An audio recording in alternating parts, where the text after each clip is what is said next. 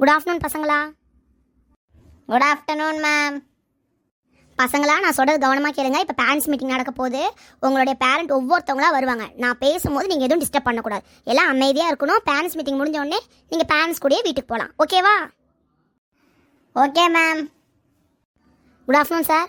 பசங்களா, சாருக்கெல்லாம் good afternoon சொல்லுங்கள். Good afternoon sir. Good afternoon பசங்களா. பேரண்ட்ஸ்லாம் வருவாங்க, யாரும் டிஸ்டர்ப் பண்ணக்கூடாது. மிஸ்ஸை அழுவக்கூடாது, யாரும் சைலண்ட்டாக இருக்கணும். ஓகேங்களா?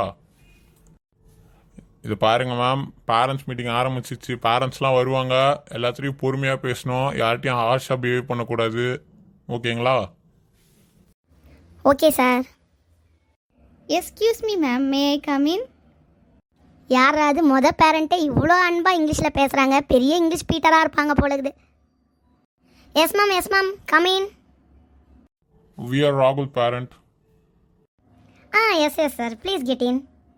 Rahul, please come here. How is my boy in class? What sir? கொஞ்சம் அமைதியாக இருங்க, நானே பேசிக்கிறேன். மேம், இவன் எப்படி கிளாஸில் இருக்கான்? அடங்கினம் பண்ணுறது இல்லைல்ல?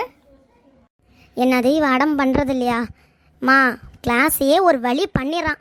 அதை நான் எப்படி சொல்கிறது? ஒரு இடத்துல உட்கார மாட்டேங்கிறான். போய் யாரையாவது கிள்ளிடுறான், கடிச்சிடுறான். நான் எப்படி தான் இவனை சமாளிக்கிறதுனே தெரியல. ஏங்க, அப்படி ஏதாவது சேட்டை பண்ணுறானா என்ன வீட்டில்? இங்கெல்லாம் ரொம்ப அமைதியாக சமத்தாக இருப்பான். நான் சொன்னால் தான் ரெஸ்ட் ரூம்க்கே போவானான்னு பாருங்களேன். எங்கேயுமே இடத்த விட்டு நகரக்கூட மாட்டான். அவ்வளோ நல்ல பையன்.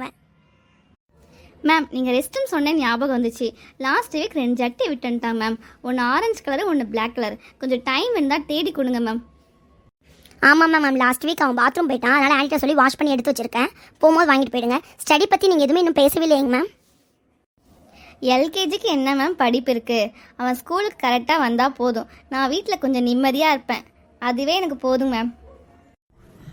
சரி, எனக்கு ஆஃபீஸ்க்கு டைம் ஆகுது. நம்ம கிளம்பலாம். அப்படியே தம்பியை கூப்பிட்டே போயிடலாமா?